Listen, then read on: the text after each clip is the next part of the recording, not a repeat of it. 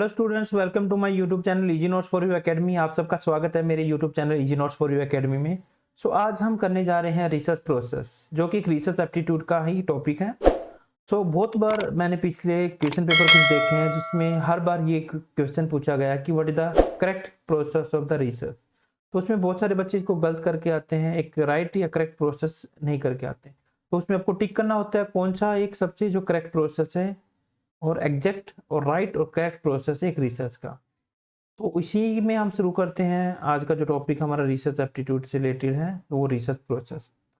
तो research process है, तो इसमें स्टेप बाय स्टेप हम करेंगे। First process, second, third, fourth, fifth, six, seven, eight, there is total 8 steps in that research process. तो first of all there is 8 process of the research process like that identification, you can see here the identification of the research problem. Then second process is the reviewing of the literature, review of literature. Then third is the setting the research questions, objective and hypothesis. Then step 4 is the choosing the research design, then deciding the sample design, then data collection, then data analysis, then writing the research report. So this is the total 8 processes, and this is the correct process.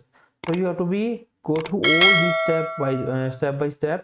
उससे पहले आप इसको go through कर लो कि ये exact process है।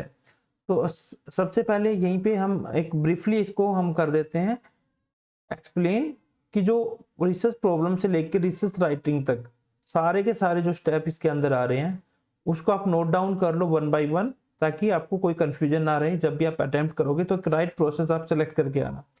तो पिछले 10 सालों के मैंने क्वेश्चन पेपर उठाए, मोस्टली 8 या 9 टाइम्स है ये क्वेश्चन आया है, what is the correct process of the research. तो ये अगर आपको अच्छे से कर लोगे तो बहुत सारे इसमें जो डिटेल में इंफॉर्मेशन मैं बताऊंगा वो आपको काम आएगी, और बहुत सारी और इंफॉर्मेशन है जो आपको रिसर्च एप्टीट्यूड से रिलेटेड है, वो भी कहीं ना कहीं आपको हेल्प करेगी रिसर्च एप्टीट्यूड से रिलेटेड। तो चलिए स्टार्ट करते हैं। जो सबसे पहले हमारा टॉपिक है identification the research problem. First of all we will identify the research, कि सबसे पहले हमें प्रॉब्लम आइडेंटिफाई करनी है कि प्रॉब्लम क्या है, वो कोई सोशल इश्यू है या कोई सोशल प्रॉब्लम है, क्या है। तो सबसे पहले आइडेंटिफाई करोगे प्रॉब्लम। आप आइडेंटिफिकेशन कैसे करोगे, आप किसी भी रिसर्च को लेते हो, मान लो एक सोशल इश्यूज है लाइक डोगरी सिस्टम है, डोगरी सिस्टम एक सोशल इशू है, तो आपने उसको क्या लिया, एक प्रॉब्लम से वो ले ली, उसके ऊपर रिसर्च करना चाहते हो। तो ऐसे आप आइडेंटिफाई करोगे कि identification of the research problem. तो उसमें कुछ प्रॉब्लम होती है नॉन रिसर्च प्रॉब्लम्स होती है, कुछ रिसर्च प्रॉब्लम होती है। नॉन रिसर्च प्रॉब्लम्स होती है जिसमें हमें रिसर्च करने की जरूरत नहीं होती, हमें जनरलाइज करते हैं किसी चीजों को, या अपना ओपिनियन देते हैं या कोई डिस्कस करते हैं, वो उसमें ना तो कोई डाटा कलेक्ट करते हैं ना कुछ, बस सिर्फ अपना ओपिनियन देते हैं। वो नॉन रिसर्च प्रॉब्लम्स हैं, उनको रिसर्च करने की कोई जरूरत नहीं है। तो जनरली हम एक डाटा में एक क्वांटिटी में ऐसे बात करते हैं कि लगभग 50% लोग यहाँ पे आए थे। तो ये क्या है, नॉन रिसर्च प्रॉब्लम्स हो गई। अब रिसर्च प्रॉब्लम्स हैं, इसमें सबसे पहले हम क्या करते हैं, statement of the problem, problem statement लिखते हैं। एक ऑब्जेक्टिविटी होनी चाहिए आपकी प्रॉब्लम स्टेटमेंट में। प्रॉब्लम स्टेटमेंट आपकी फिजिबिलिटी होनी चाहिए कि फिजिबल है नहीं, रिसर्चेबल है या नहीं। आपने रिसर्च प्रॉब्लम स्टेटमेंट बना ली लेकिन वो फिजिबल ही नहीं है तो कोई काम की नहीं है। तो फिजिबिलिटी देखनी है, जो भी रिसर्च प्रॉब्लम लोगे तो उसको देखना है क्या रिसर्चेबल है या नहीं, क्या फिजिबल है या नहीं। अगर मैं रिसर्च प्रॉब्लम ले रहा हूँ, क्या उससे रिलेटेड डाटा मिल जाएगा या नहीं मिल जाएगा मेरे को, वो सब चीजें देखनी होती है। तब उसको आप स्टेटमेंट करोगे, स्टेटमेंट के रूप में लिखोगे एक प्रॉब्लम को। To know the impact of the education on the dowry system in that particular village. तो ये आप एक स्टेटमेंट बना दोगे। इस तरह से आपको रिसर्च प्रॉब्लम स्टेटमेंट बनानी है।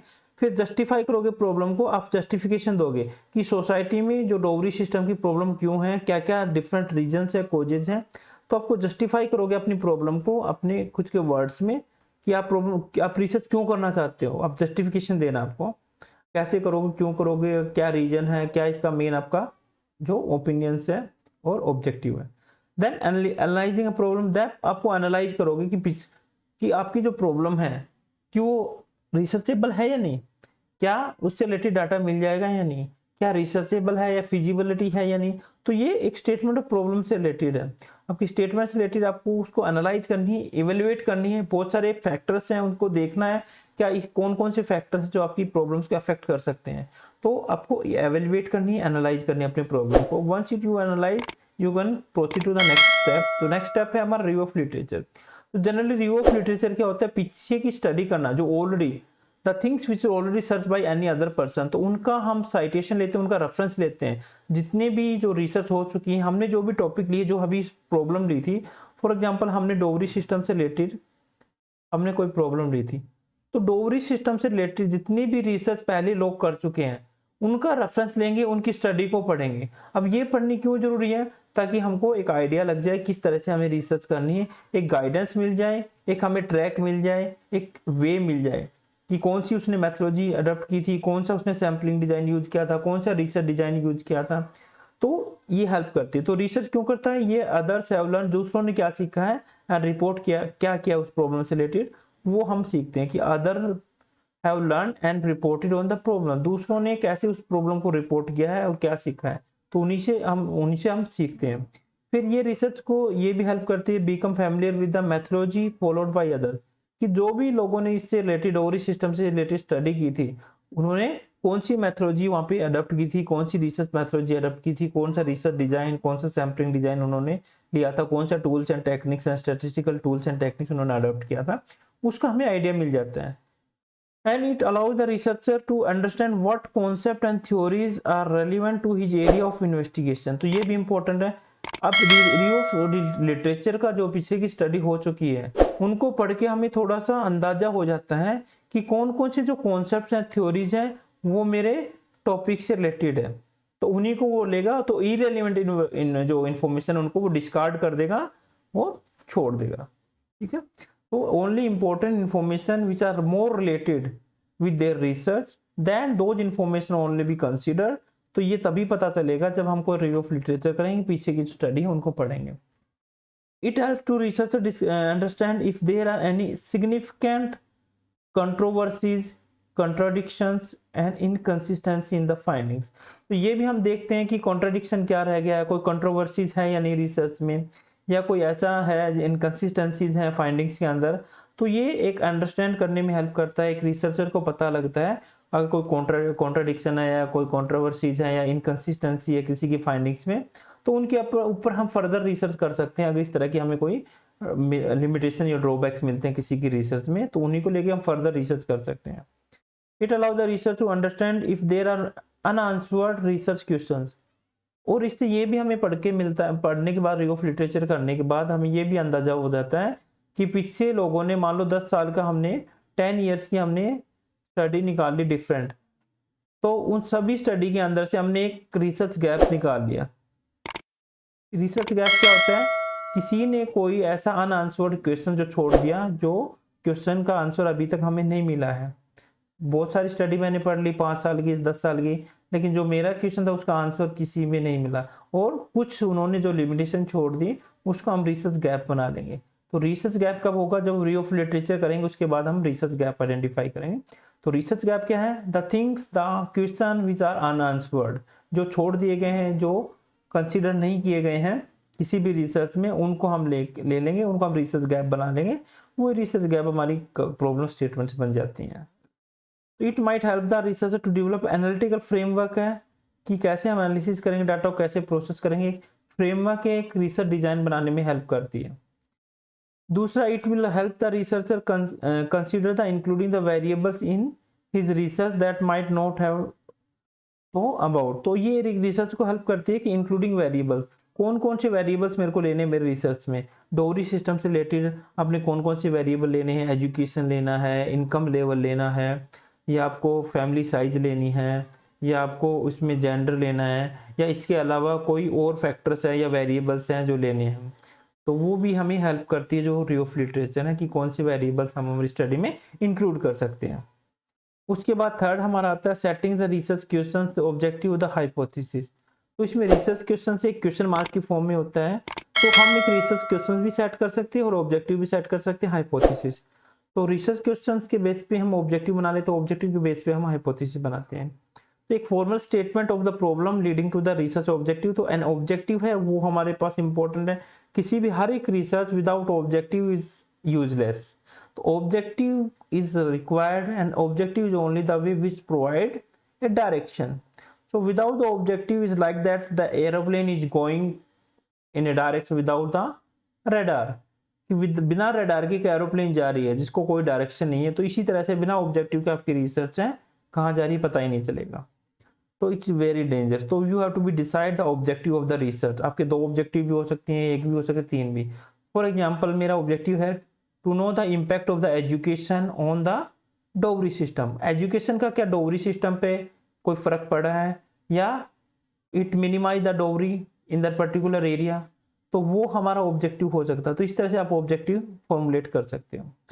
और फिर हाइपोथेसिस, ऑब्जेक्टिव के बेसिस पे आप हाइपोथेसिस बना सकते हो। तो हाइपोथेसिस क्या होती है, 2 होती है। मेरा हाइपोथेसिस वाला आप पढ़ लेना जो मैंने करवाया था, null hypothesis and alternate hypothesis. तो null hypothesis is that on the basis of which we have to be refuse or accept any assumption or propositions।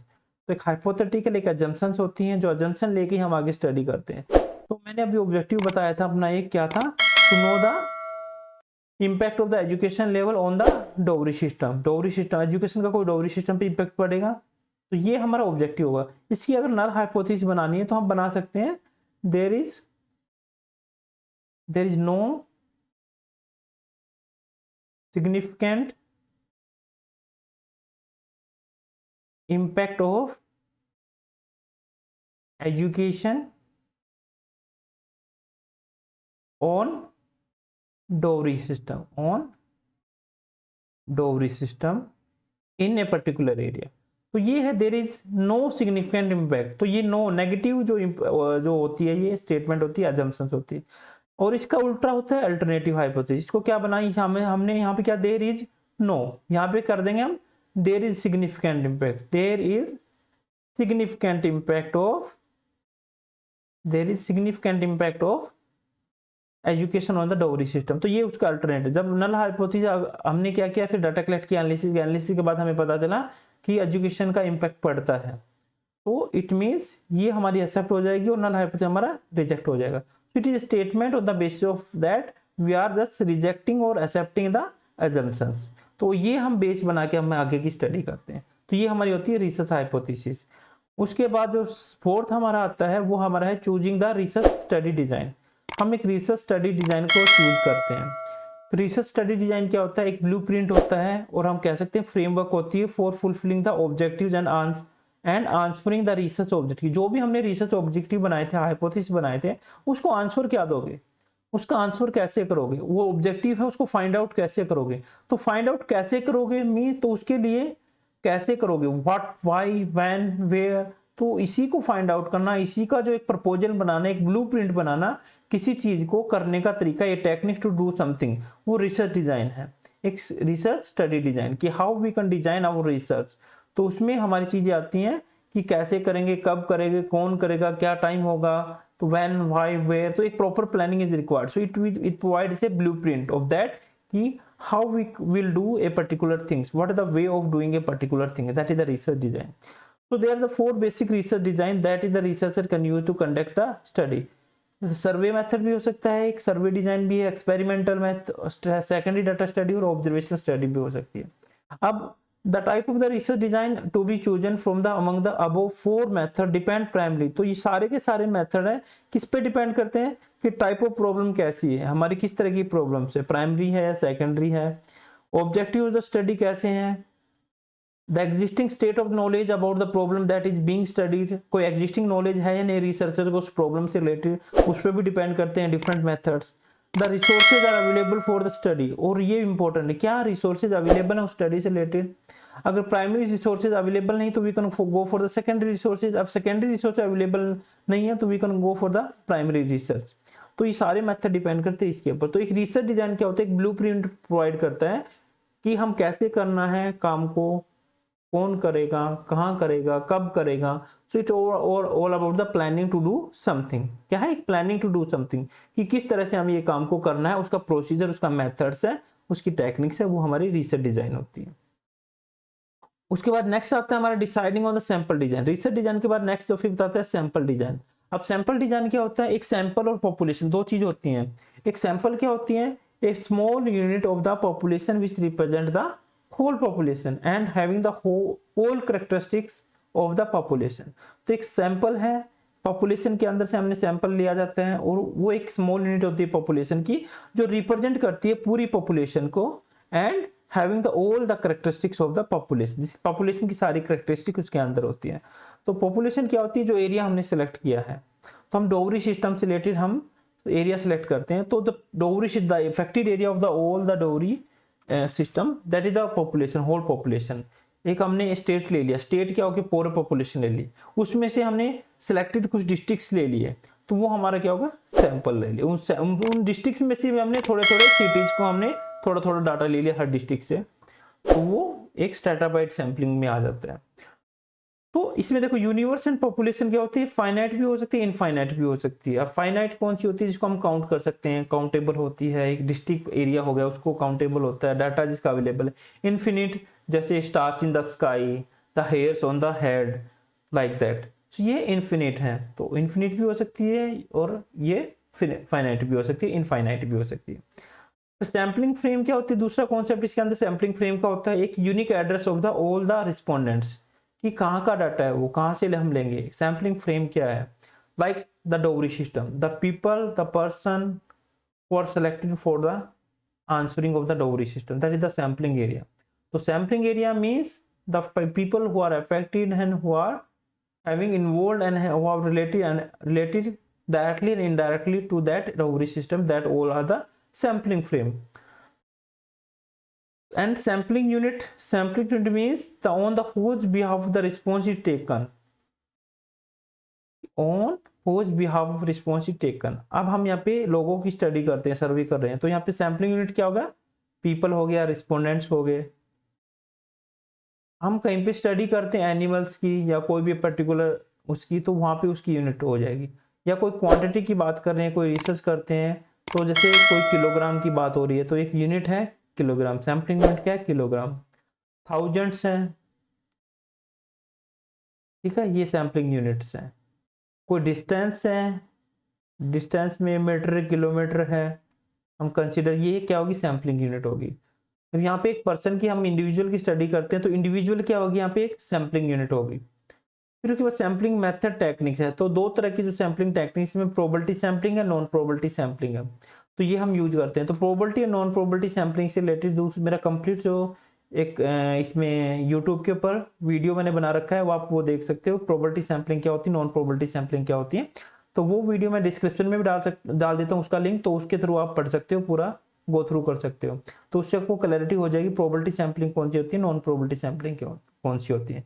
तो ब्रीफली मैं बता देता हूँ, probability sampling is that which have the equal chance to be selected, which is randomly selected and which having the equal chance to be selected। तो हम randomly किसी चीज को select करते हैं हमारे रिसर्च के लिए, कोई सैंपल हमने randomly select कर लिया, वो हमारी होती है एक random sampling, और प्रोबेबिलिटी सैम्पलिंग भी बोलते हैं। और नॉन प्रोबेबिलिटी सैम्पलिंग को आप नॉन रैंडम सैम्पलिंग भी बोलते हो, तो ठीक है।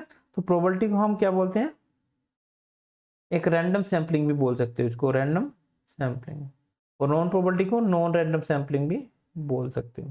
तो नॉन प्रोबेबिलिटी सैम्पलिंग क्या होता है, non probability sampling means where we are not possible of the this method is not possible, then we will go to the non probability sampling, means which don't provide any chance to be selected, so in which we are more convenient to select that sample, that is the non probability sampling। तो इसमें भी different types है non probability sampling की, different methods हैं, probability के भी बहुत सी technical methods हैं, तो उसमें मेरा जो चैनल है वो देख लो, मैं डिस्क्रिप्शन में डाल देता हूँ।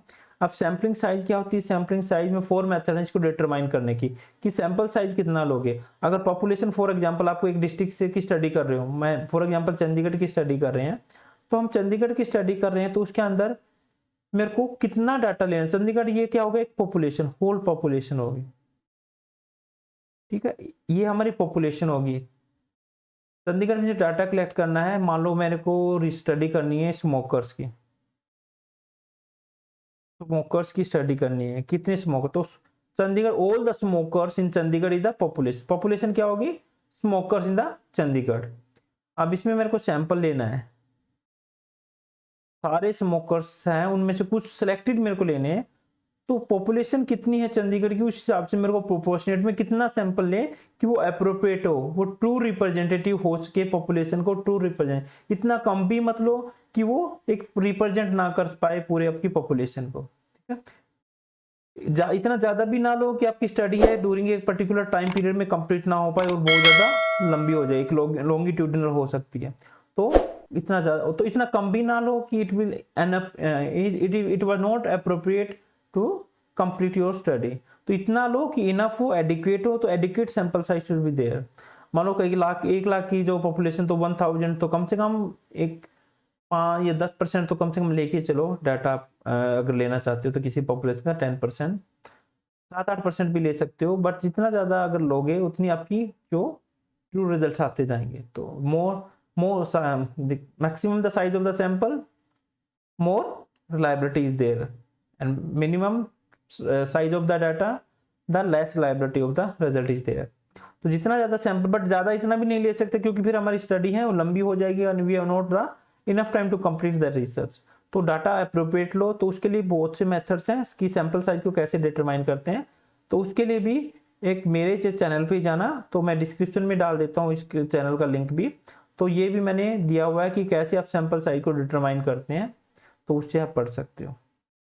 फिर उसके बाद जो हमारा नेक्स्ट स्टेप आता है डाटा कलेक्शन का, तो इसमें देखो डॉक्यूमेंट रिव्यू, प्रोबेबिलिटी सैंपलिंग से भी कर सकते हो, ऑब्जर्वेशन मेथड है, इंटरव्यू मेथड है, सर्वे एंड क्वेश्चनर मेथड है।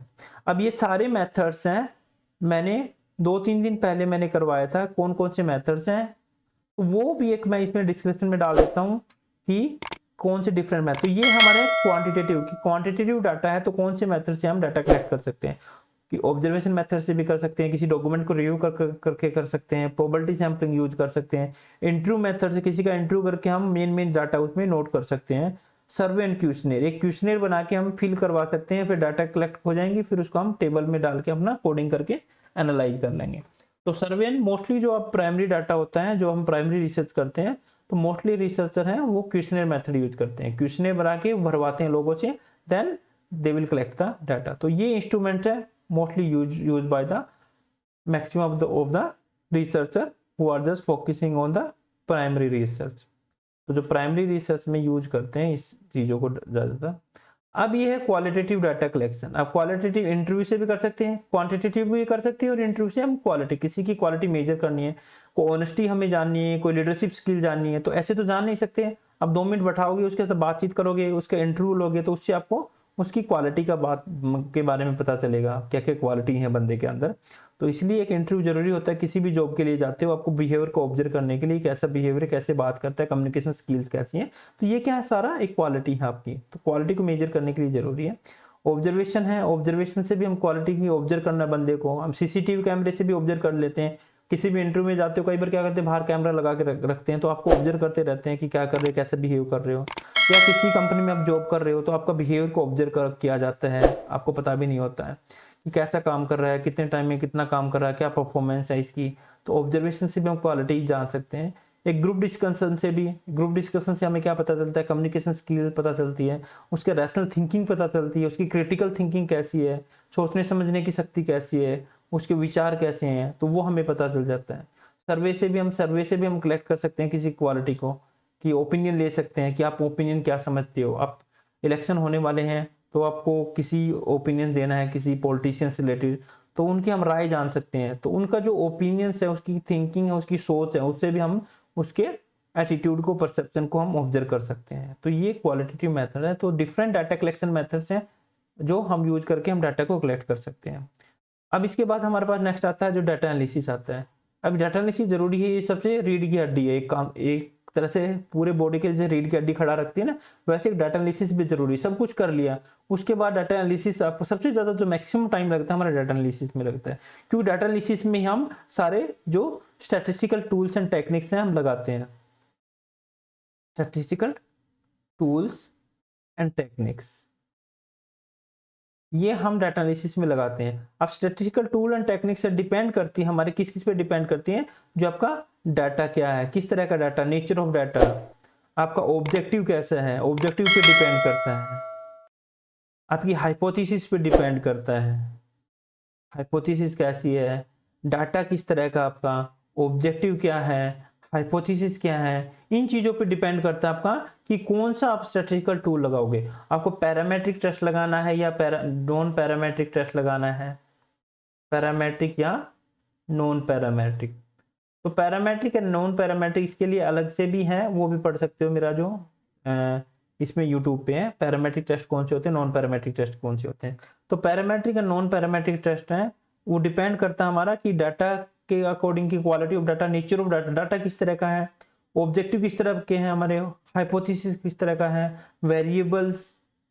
वेरिएबल्स किस तरह के हमारे पास, इन सब पे डिपेंड करता है हमारा कि कौन से टेस्ट हमारा अप्लाई होगा। टी टेस्ट अप्लाई करना है, जेड टेस्ट करना है, अनोवा करना है, या रिग्रेशन लगाना है, या कोरिलेशन लगाना है, या दो डिफरेंट टेस्ट लगाना, नॉन पैरामेट्रिक टेस्ट लगाने किस तरह के काई स्केल लगाना है, या डिस्क्रिप्टिव टेस्ट लगाना है, या को यूनिवेरिएट।